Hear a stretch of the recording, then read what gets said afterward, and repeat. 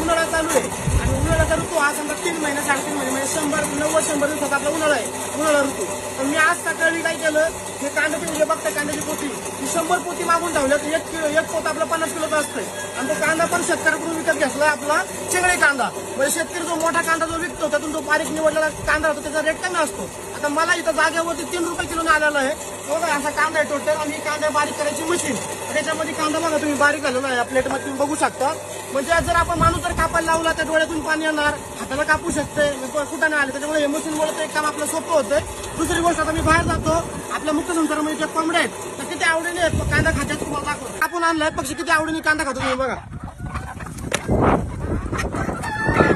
बघा सगळ्या पक्षी कांदा खायला चालू केलेलं आहे. असा पक्षी बारीक बारीक आपण फोडी करून जर टाकले तर पक्षी आवडीने कांदा खातात.